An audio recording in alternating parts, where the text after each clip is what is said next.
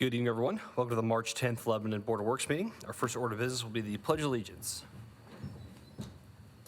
I pledge allegiance to the flag of the United States of America and to the republic for which it stands, one nation, under God, indivisible, with liberty and justice for all.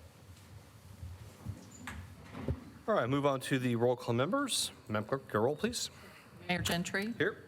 Becky McClure. Present. Bill Stoner. Present. Dick Robertson. Here. Alan Milburn. Present. Thank you. And then on to the approval of the minutes. I think we have those, correct? Just for the last ones? Up to date? Except for the last one. Okay, so we're up to date now, so we're good. All right, so we'll have the minutes our last meeting, our next meeting then. All right, department head reports. First up will be Police Department. Major Hood. Good afternoon.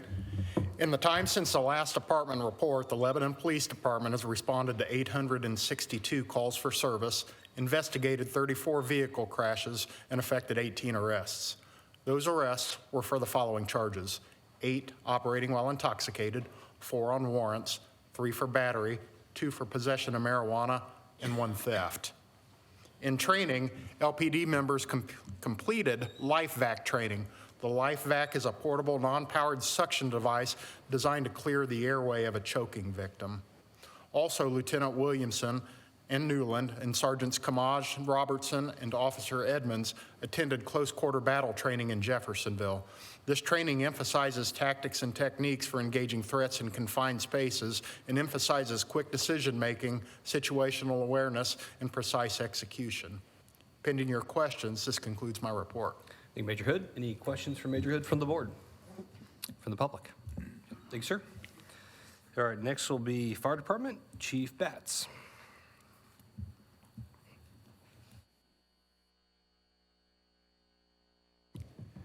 Good evening, everyone. Since the last Board of Public Works and Safety meeting, Lebanon Fire has responded to 112 emergency calls for service, logged 420 training hours, and completed 46 commercial inspections. Deputy Chief Jason Hendricks completed the Indiana Fire Chiefs Academy. The class was sponsored by the Indiana Fire and Public Safety Training Academy. The week of February 24th, LFD crews participated in EMS skill stations and the simulation lab at Witham Hospital. This was sponsored by Boone County EMS and Witham Hospital. It was a great training experience as always, and we've been setting these up quarterly. Lieutenant Sean Yancey attended the Fire Officer Leadership Seminar on March 6th and 7th, and this was also at the Indiana Fire and Public Safety Academy. Firefighter Jacob McNair completed rope rescue operations and technician training for his state certification, and this was done by ARS in Greenfield. Our application process closed on Tuesday, March 4th. We totaled 176 pre-applications. The written aptitude test is scheduled for Wednesday of this week. That's March 12th at 6 p.m.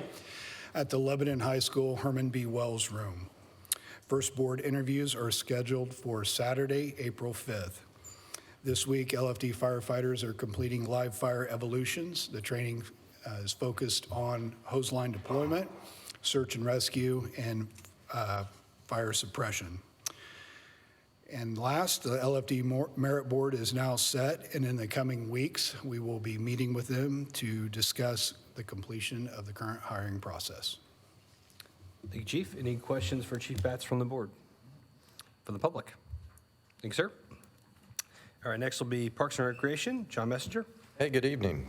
With the nice weather, we've got all the tables and chair out on the plaza and alley-oops, so you can get out and enjoy this nice weather. We're out mulching beds, and we'll be starting downtown, the parks, and Gene Haas here soon.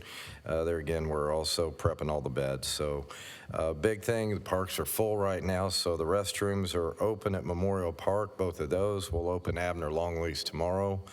With all the traffic, and thanks for bearing with us. All of a sudden it turns nice and we can turn the water back on. The new gate at the all-inclusive playground, it'll be delivered this week and installed, I think, the 13th. So we'll get it up and going. And unfortunately it was damaged, but we have a record of it. We do prosecute everybody that's through there. So we have 57 cameras at the park system, And we do follow through with that. So there will be restitution or punishment for the bad actors. Thank the police for helping us out with all that, too. The storage building at Reese Park will be installed this week, too, out at Reese Park. There's a storage building. LISA is furnishing that, and they've gone through all the planning process and approvals. So that's nice to store their equipment and nice facility to help them out. Our pool party calendar is fully booked for the 2025 season, so maybe next year. There again, construction started on the pickleball courts, so we won't be hosting a spring pickleball league. And just stay tuned for more information. We'll keep you the progress and let you know they're out there going to town. Our spring break story time is now open for registration. Come out in her cabin on Tuesday, April 1st and Thursday, April 3rd for an hour-long story time and craft. We're partnering again with Amazing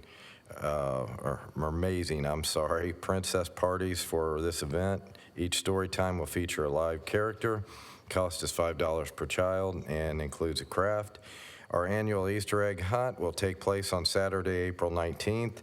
We'll begin the special needs hunt at 9:30 with the 3 age group hunts starting at 10:30. Our age groups are 2 to 4, 5 to 7, and 8 to 10-year-olds. Each hunt will include a special egg, and whoever finds it will receive a prize from the Parks Department. Make sure to visit with the Easter Bunny and get your picture taken as well.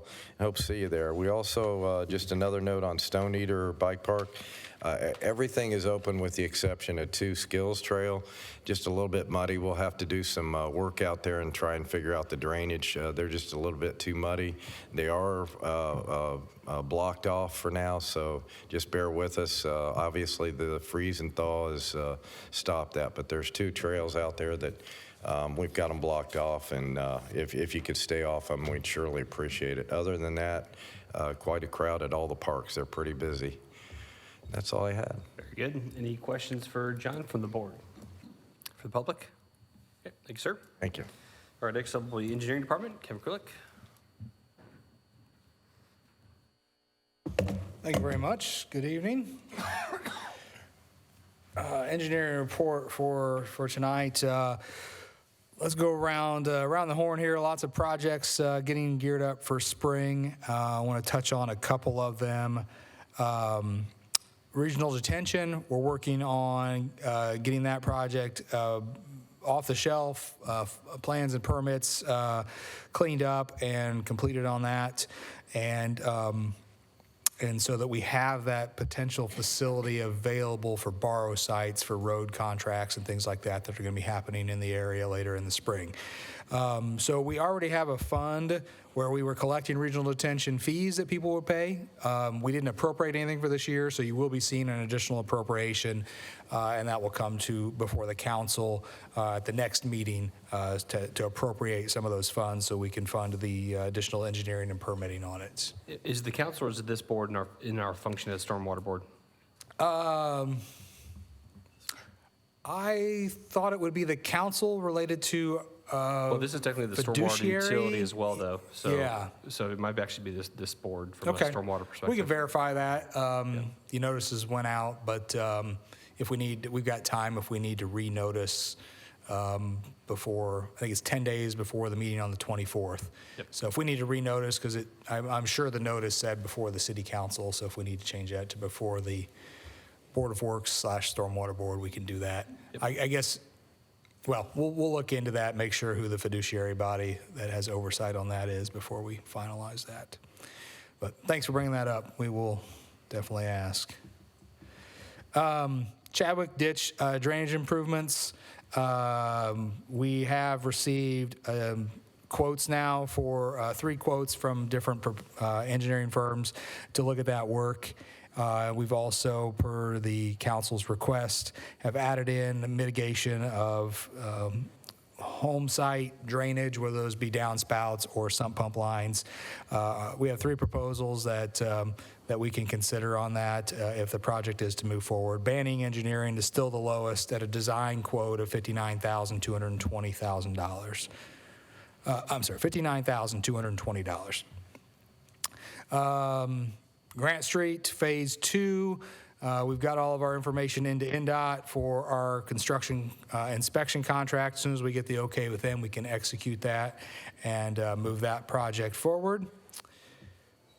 Fordyce is obviously getting geared back up. Road closure signs went up on the areas of Fordyce, really between East Street all the way out to John Bart. You can get through. They're open to local traffic, but during the day, there will be intermittent road closures where they're doing storm sewer work. And we would ask that if you don't need to drive through there, if you don't live in that area or not delivering something in that area, that you try to stay out of that area and avoid that. We also are working with the school buses and the transportation center at the Lebanon Community School Corporation to make sure they can get through when they need to for bus transportation. We're also working through, it wouldn't be construction if there weren't conflicts that were unforeseen. We're working through some conflicts that were discovered this week on the water main, as well as some issues with potential damage from CenterPoint Energy on the gas lines that went through last fall. And so we're trying to get those things resolved. But we have resolved all other conflicts. All the light poles are now out of the way, and just working through those issues with Lebanon Utilities and CenterPoint Energy. On Witt Road, over at that project that's just scheduled for letting next year between Lafayette Avenue and just north of Austin Drive, we're just waiting on NDOT's approval of our environmental document so that we can begin right-of-way buying. And we're supposed to have that approval in place by the 17th of March. So another week, and we should have that teed up, and we should be let loose on our right-of-way buying. Noble Street project, happy to see survey crews have been out there the last couple of weeks working on survey crews. There's a lot of utility flagging out there, so we're just gathering data at this point as we begin to move that project forward. Not looking at a letting on that until 2029 or 2030, but we're beginning the early phases. Wayfinding signage, we've got a pending legal document between us and NDOT. Rob, that should be coming to you shortly. We're just waiting on the attorneys from NDOT to get us something there, and then we'll forward that to you for your review. 180 makeover program, few projects going on downtown. The Oaks on Main, actually, the point of our ready work, the HVAC work, is about wrapped up. We're just, last week we were closing up roofing penetrations and working with our general contractor, who should, by the end of this week, have electrical and plumbing connections in place so that we can test our HVAC equipment and hopefully close out that job here in short order. Lido and Collier's Corner, just got an email. I've been sitting here with some subcontractors that we're adding to our quoting list, and we'll be sending those invitations to quote out shortly for those two projects to hopefully move those forward. Park projects, John mentioned the bike park as we begin to go through that difficult season of waiting for things to dry out to open up natural surface trails. I do want to remind everyone that the stone trails are open, have been open all winter. It's a real special thing that we can keep bike trails open, mountain bike trails open all winter, and we're proud to have that. On that note, also happy to report that the Indiana Tourism Association voted the park best new attraction in the state. So we got an award. The award was submitted by the Discover Boone County Group, and that was awarded at their annual conference last week. Old Street Garage, the master plan is nearing its completion. Presentation was made to the Park Board last week. They'll be before you with additional presentations and budgets, preliminary budgets in front of the City Council on the 24th, so at the next meeting. Beck Street, 1313 South Beck Street, the demolition of that project. Demolition started on the 4th. Demolition is complete, with the exception of seeding, which should be happening this week with the warmer temperatures. We should be getting the seed and straw down and getting that ready to turn green here as the weather begins to turn. Pickleball courts, a lot's happening on our pickleball courts. John mentioned that we're getting started in Memorial Park. Essentially, they removed the fence posts today. They were scheduled to start milling out the asphalt tomorrow, and then begin the process of excavation, preparing subgrade, stone, asphalt, fencing, all the things that come along with that. Looking at wrapping up that project sometime in mid to late April before they move down to the Admiral Longley Park courts and begin the same process there. But our contract ensured that we would always have playable pickleball courts, so the south side pickleball courts at Admiral Longley are open for play right now as we work on the Memorial Park ones. Let's see. Two quick updates at Admiral Longley Park at the dog park as well as at Hot Pond. The portal enclosures are now complete. They were wrapped up over the weekend. We're also getting ready to start our trail projects at Admiral Longley Park with the first phase is scheduled to start on April 1. And then we will be getting here shortly looking at bidding documents for the next phase, which has a $650,000 budget allocation at this time to continue the perimeter path around Admiral Longley Park. Also at Admiral Longley Park, 312 Thompson Street. That's the old electrochemical building that we're now in control of. There will be a funding request later tonight at the council meeting for the environmental studies needed to begin the demolition process on that project. Let's jump to fire department projects. We'll have a public hearing at the city council on our BOT agreement later this evening. And with that, I will jump to the final update, which is our LEAP district road projects. We're still waiting on CSX to show up for the crossing arms at 375 and 450 North. Last update we received from CSX is they would be here on the 6th. It's the 10th and they're still not here, and requests for updated schedules this morning did not lend any information. So we'll continue to push them and wait for them to show up to do those crossing arms before we can fully open those projects. But the Milestone team is back to work on Whit Road South, working on some ditch grading and end sections, and that will roll into seeding and final grade on all those phases of the project before they wrap that up.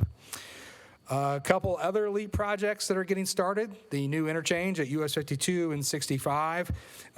We held a pre-construction meeting on the 3rd, and utility relocation work is ongoing, and right-of-way clearing was scheduled to start this week. So we should start seeing more and more contractors out there beginning that massive project. And then the State Road 32 reconstruction project, we're still getting limited information, but we are getting updates from NDOT on that. This is the first time I really talked about in this meeting, but this is a project that NDOT is working on that will be a 4-lane divided median cross-section with walking paths and sidewalks that will extend from just east of Enterprise all the way out west to 500 West, including potentially proposed roundabouts at the intersections of Enterprise, 200 West, 300 West, 400 West, and 500 West. But not seeing any official construction documents or anything more concrete to share with you now other than the concept plans that have been put before us. And that's all I have. There's just a few things going on in the city. Little bit. Questions for Kevin? Alan? Kevin, on 300, as you go west, where the roundabout's there and you go around the roundabout and go on over to 52, the 3 houses that are right there at that intersection on the south side, Okay. there has to be access for them to get into their homes. But when you go west, it looks like it's just open. That drive in front of their homes, right on west, but it isn't. It's closed off with a curb there. And last week, I'm going across there. I'm in the cul-de-sac and I look over. There are 3 cars that had pulled into the access for those homes, and it was like, how are we going to get out of here? And I don't know if there could be, I don't know whether a sign or something that would help people recognize that that's not the road. Did they jump the curb to get it? No, there's no curb to get into the 3 homes. It's like when you go on west where the intersection was at, that's been closed off now. Correct. And they just drove in there, and then it was like, whoops, hey, we can't go on west. Oh. So it's like when you go west and you're ready to go Yeah. around, that street. They went around the or roundabout. road is like, Go west, they went back east, pulled into the driveway and then tried to drive west. Yeah. they I were think bo- they're heading west on They 300. were headed west on And instead 300. of going And it's right around the roundabout, right they where went you go left into to the, the homes. Oh, okay. They turned left. Okay, that part of Old 300 is left intact for the two driveways closest to the intersection with Witt Road. I know what you're saying There's now. nothing there that shows. That's a private drive You think now. that people would follow the new, new path, but I wondered how many other people have done that because. I don't know. I've not heard of anyone doing that, but certainly, yes, we can get some I don't signage know put whether up some there. kind of a Just arrow something or a simple sign to or say something private like- drive or no But I have outlet. a feeling that's Yeah. not the first time that cars have been. If you saw caught it, in I'm there. sure it's happening more than once, so. Well, it's not a big deal, but nevertheless. Yep, no, I'll make a note, and signage is easy to accomplish, so we'll work on that. Any other questions? Yeah, go ahead. Kevin, have you heard any more on, from the railroad when they may be coming back to work on the intersection there at 250? No, I have not. Other than they would not give me any assurances that they would do it as part of when they come back for the crossing arm upgrades at 375 and 450. We did ask, we hoped that we could convince them to do that at the same time. They declined and said that's just a different department, different crews, that wouldn't be possible, but we will look at getting it on the schedule. But I've received no other input from them on that.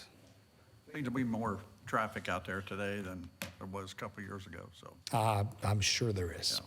Plus train traffic too, so. Anything else? Any other questions for Kevin? Okay, thank you, sir. Thank you. All right, next will be Plan Department, Christy Spencer. Good evening. So the planning department, our building inspectors completed 117 inspections, and we've issued 27 permits, 4 of which have been new single-family residential homes.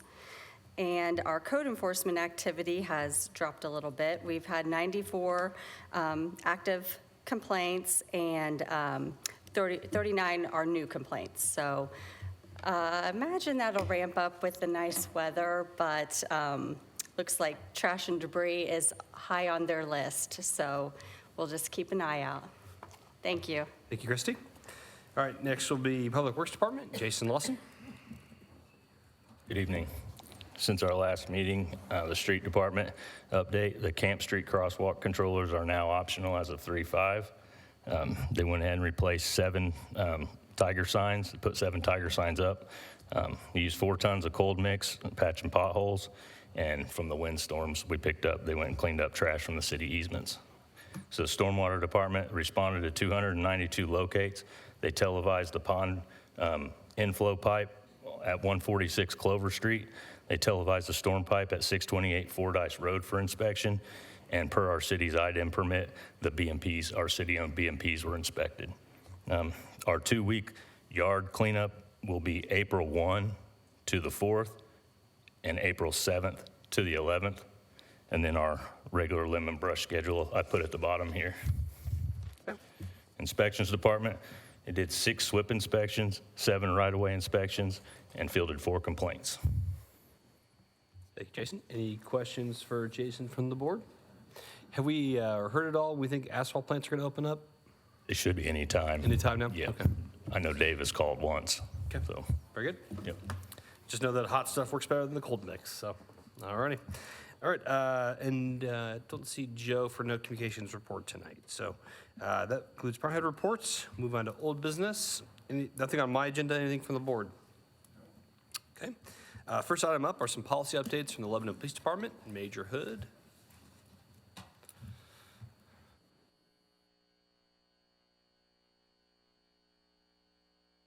I like walk-up music. Hit a button. We're waiting. Pop up. Yep.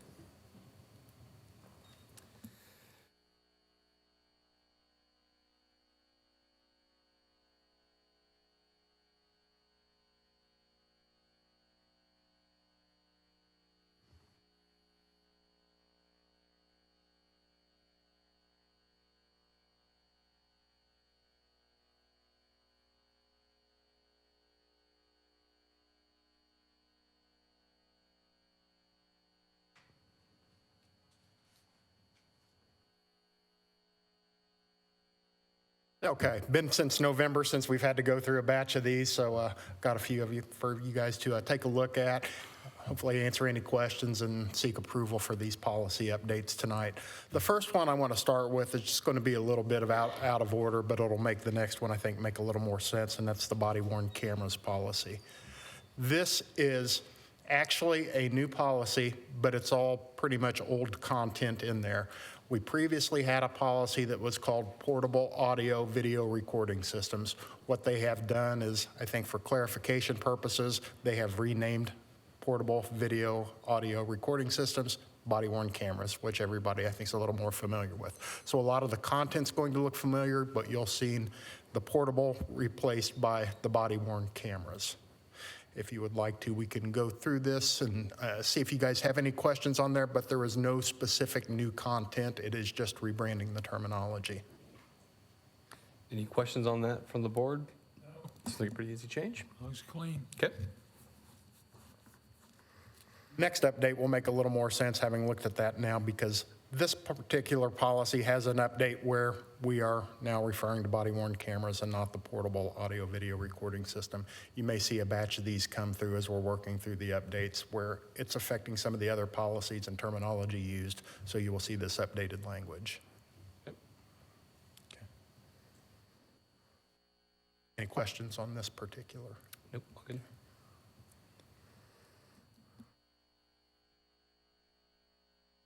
A requirement for time that arrestees are detained. This is more of a jail procedure than anything else, but it's driven by a change in the state statute. 8 to 24 hours for certain acts. And just to clarify, those are kept at the Boone County Jail, though not at our police department. Correct, correct. Okay. Questions on that from the board? Okay. In-time workforce management. This may take a little bit more time to explain. We are in the process of changing our scheduling and timekeeping program at the police department. I want to thank Sherry Poland in the clerk's office. She's been a big help as we're working through what kind of output this particular program will have, or that will be needed to process payroll for the department. But this offers guidance for the members of our department on how to use this particular platform. I think it's going to be a benefit. It's got a desktop-based application that supervisors can access from their computers and make changes for the normal patrol officers. On there we have a web-based utility and a phone application that guys can technically keep their schedules updated. They can submit their time cards all from the flexibility of their phone instead of physically having to come up to the police station and do a paper time card. So this gives them guidance on how to use this particular system moving forward. Any questions on that from the board? I think this is a similar system the fire department has already, correct? It is. I think they use a system called a lab tech. We went a different direction. This better suits our needs. Well, Yep. they preferred the other one. Similar stuff. Okay. So the officers don't have to come in and turn in time cards? That's correct. Theoretically, you could do it from the beach when you're on vacation. Oh, I forgot to take care of my, I can do it right here from my phone now. And it goes to the supervisor for approval still, and then it goes up to the administration as a second level of approval. Working with Sherry, there were some particular requirements that had to show, that it was reviewed and have digital signatures on it instead of the physical signatures. And so far, I think everything's tracking in the right direction. Okay, good.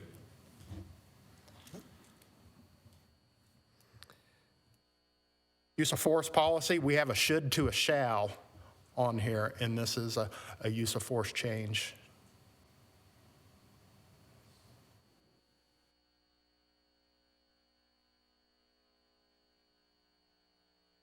This is consistent with the statewide policy on use of deadly force that we went through. Okay. Questions on this policy? Questions on that from the board? Okay. Into that mirrors what state code requires now? Correct. Okay. And then finally, vehicle pursuits. This is an internal change that we made. As you can see, the previous policy mentioned that pursuit should be limited to 3 vehicles unless circumstances dictated otherwise. We were finding maybe an issue with some of our supervisors got that number 3 stuck in their mind. So there were circumstances where you may have been better served with a response of greater than 3, but for some reason 3 stuck in their mind. So we just wanted to make that a little easier in the decision-making process and remind them, hey, you should limit the number of vehicles involved in a pursuit, but that number is going to fluctuate depending on what the actual circumstances you're facing are. Sense? So there's no real limit. There is not a real limit. It's situation dependent, and that's kind of what we want our guys to be in the habit of thinking. You know, you're going to respond differently to one situation than another, depending on what the threat is. Agreed. Questions on that from the board? That was the last policy, correct? That is the last one, Your Honor. Any other concerns, questions generally about those policies from the board? No. Okay, we entertain a motion then to present those updates as presented. I'll make a motion, we approve the updates to the police department. We have a motion to approve. Is there a second? Second? Second, I think Judge barely beat him, so Yeah, Judge she was clear on did. the second there. All in favor, say aye. Aye. Aye. Those opposed? All right, those are approved. Thank you, Major Hood. Thank you. All right, next up, we have a road closure request from the Boone County Courthouse. Kevin? Thank you. The request really comes from your Boone County Commissioners. And essentially, they are working, as you know, there's several projects going on with the courthouse, window replacement, but there's also some rooftop HVAC equipment that they need to lift into place.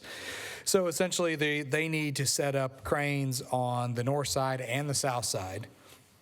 And they're planning to do this all in one day and starting early in the morning. So on the north side, it would be there would be the south lane or the eastbound lane of Washington Street from Alley-Oop to Meridian Street. And then if mirror image of that on the south side, it would be the north lane or the westbound lane of Main Street from Meridian to the alley between Chop House and Lane and Brown. So it'd just be half of Washington, south half of Washington, north half of Main Street, just on that east end of the courthouse. They'll start on the north side, then they'll move to the south side. Have to sit in 2 locations to pick and place the equipment. This would be Friday, the 14th, so this coming Friday. And they would be starting at 5 a.m., and they're anticipating they will be out of the way within 2 hours. So pretty quick operation between 5 and 7 a.m. Shouldn't provide any real impact to the traveling public or business on the square or business at the courthouse as it is prior to courthouse opening hours. So again, Boone County Commissioners are requesting a road closure of Main Street and Washington Street on Friday, March 14th from 5 a.m. to 7 p.m. or 7 a.m. And I assume it'd also be the parking spaces that are Yes, it'd be adjacent to them parking as well? spaces and the through drive lanes. So, Do we want to make it from 4 a.m. just to give them a little bit of flexibility for you setup know, and all I that? would feel better if we, Or things 4 to always 8. happen, you know, in construction. So if we said 4 a.m. to, You could even go to 7:30. I was gonna say 8 o'clock, just to give them a 4 to little 8. extra room there. And of course, if something is slowing them down, we're not gonna kick them off the street, but we'll work with them. But at least so that we can let the public know that there will be a partial road closure there. Wouldn't it be safer just go ahead and close the half block instead of just one lane? That's what I was wondering. You know, to me, it would, We can. we closed the half a block to mount an air conditioning unit on the other side of Main Street.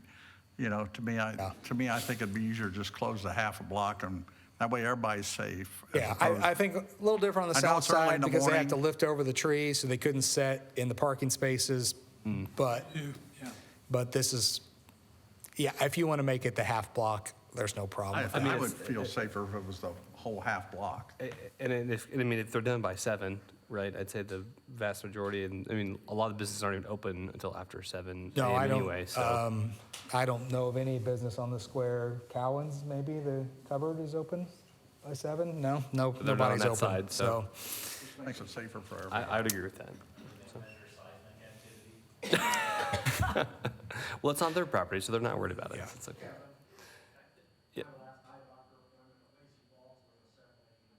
Oh, okay. That might be the only potential conflict would be Hi, doctor.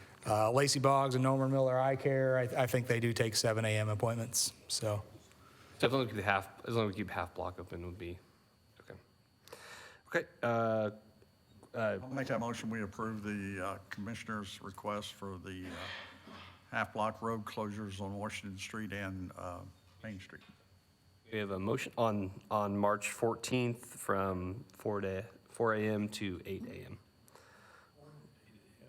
4 a.m. to 8 Or a.m. until completed, yeah. Motion, yeah. Motion, is there a second? Second. Second from Bill. All in favor, say aye. Aye. Those opposed? That is approved. All right, thank you, board. Next up will be secondary plat approval and surety acceptance for Angeli Gardens, Section 1B. Thank you very much. Next section of Angeli Gardens, we've approved Angeli Gardens sections 1A and B, and they're under construction on those. We previously approved the secondary plat for section 1A. So this is just the remainder of that first phase. This is Angeli Gardens section 1B. And so they're asking for approval of their secondary plat, and along with that comes the dedication of the public infrastructure and rights-of-way, and those are subject to the appropriate sureties that they will post. They've submitted a surety worksheet that we feel is in compliance with our ordinance, and we would just ask that you approve and accept these items, subject to administrative review of the secondary plat and the appropriate sureties. Questions on that from the board? We entertain a motion then to approve secondary plat approval and surety acceptance for Angeli Gardens, Section 1B as presented. So move. Motion, is there a second? Second. Second from Bill. All in favor, say aye. Aye. Those opposed? That is approved. Thank you, Kevin. I'll do the agenda out of order here. Let's do the item E now, which is the recommendation of contractor remove and replace generator at Lebanon Fire Department, Station 12. Kevin? Thank you very much. This is the generator associated with Station 12 at 18 Anderson Lane on the north side of town. And there is a need to replace that existing generator and the associated equipment. And the fire department has taken upon themselves to work through requesting quotes on this associated work. They requested quotes from 4 companies known to do this type of work and received responses from 3 of those 4. And the lowest, most responsive and responsible quoter is Adams Electric at a total of $36,903. So we would recommend that you approve that and approve and accept that quote and authorize us to enter into a contract with Adams Electric for not to exceed $36,903 for the replacement of that existing generator system. And we will move forward with that if that is your wish. And just to clarify too, that was the original generator for when that station was built, so it's 25 years old. So We got our money's worth out of it. We got our money's worth out of it. So Kevin, does that include a new transfer switch as well? It includes all appropriate appurtenances and hookups. It's the entire generator system. Whole system, okay. questions on that? Okay, then would entertain a motion to approve the recommendation of Adams Electric to remove and replace the generator at Station 12, pending final legal review and all necessary legal. Final legal review and authorizing the mayor to yeah. execute contracts. Yep. Our motion? Make a motion, we approve the removal and replacement of the generator system as presented for the fire department. Motion, is there a second? Second from Judge McClure. All fair say aye. Aye. Those opposed? All right, that is approved. All right, back to item D here, and thank you, Kevin. This item actually, I know it says Tanya on your list, but actually kind of comes from me. In the past, the city of Lebanon, we've always mirrored what the state of Indiana does from a parental and child care leave policy from the state. A few years ago, when Governor Holcomb was governor, he adopted or introduced essentially a 4-week parental leave, which we have also now applied to our employees that have, frankly, take advantage of that, and frankly, it's been a good benefit and helped us from a recruitment standpoint as well from our employees. Recently, though, however, Governor Braun also implemented what's called a child labor recovery policy, and essentially this would be for the time after a mother delivers the child to actually recover from the birth process, frankly. So the way it's outlined in the policy, and I can get you the details, I'll hit the highlights. Essentially, we took the state's policy and mirrored it, essentially. So what the state policy does is it's 6 weeks for a natural birth, 8 weeks for a cesarean section. So essentially, because you're having more of a major surgery with that, you get an extra 2 weeks with that. But it does also include the placement of an adopted child into a family as well to kind of help with that initial bonding and connection time. And then also finally, in the tragic situation of a fetal death post 20 weeks of development, there also is given some time for that as well too. So certainly, I think this is a policy that we can implement from a city standpoint to reflect that we are pro-family, pro-life, and believe that that's a valuable thing that matters as a benefit to our employees. Certainly, this is not, unlike the parental leave, which applies to all employees, certainly this would certainly just apply to women that are actually have to recover from that process. So with that, that's kind of what, in a nutshell, that's what the policy is. Again, I think it's something that we can do to this does not happen very often. There's certainly obviously a lot of young police officers, young firefighters. We have a lot of parental leave being used, young families there, but we don't actually certainly have as many female employees that are actually giving birth in a year. There are some caveats too that says that if you do take the child recovery leave, you do essentially promise the city you will stay with us for another year of employment after that.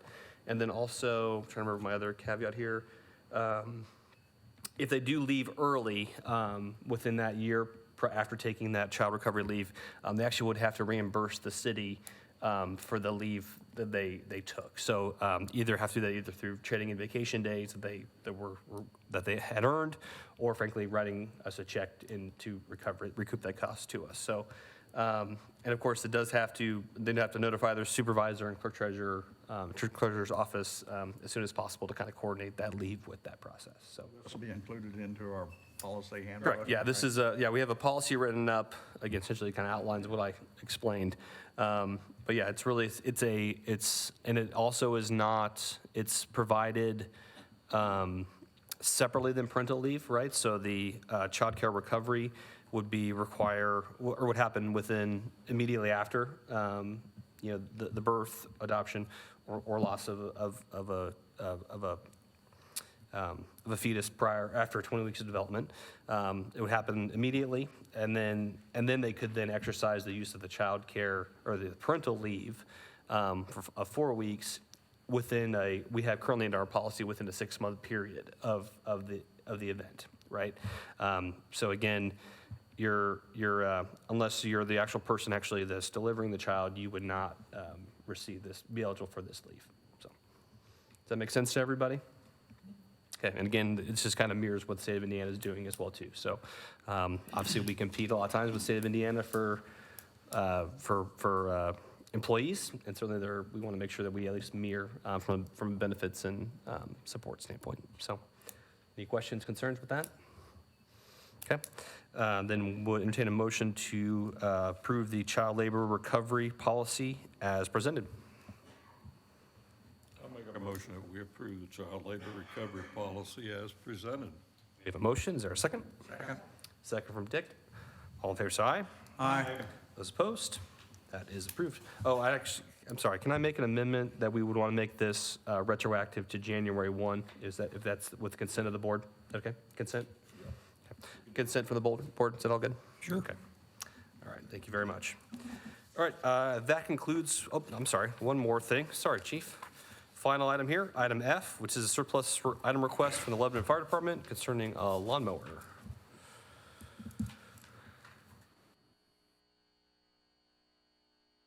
Much like the 25-year-old generator, we have a 25-year-old plus lawnmower that we are asking to surplus. I'm sure it's worth tons and tons of money, right? Yes. Bill, I think we have the form all completed? We didn't even fill out a form for it. It's less than $200. It's really, it's gonna cost more to take care of it and dispose of it than it's worth, right? Yes. So I'd make a motion, we approve your request to surplus the 25-year-old lawnmower. Motion, is there a second? Second from Judge, all in favor, say aye. Thank you. Opposed? All right, thank you, Chief. All right, that concludes what I have for new business now. Anything from the board? Okay, move on to claims. So entertain a motion concerning the claims. Make a motion, we approve the claims. Bill thinks we should pay our bills. Is there a second? Second. Second from Alan. All in favor, say aye. Aye. Those opposed? All right, claims are approved. Any announcements or discussion from the board? Okay, we entertain a motion to adjourn. Make a motion, we adjourn? Motion to adjourn. Is there a second? Second from Judge. All in favor, say aye. Aye. Those opposed? All right, our next Board of Works meeting will be March 24th at 6:15 PM. The Redevelopment Commission is up next, and we are adjourned.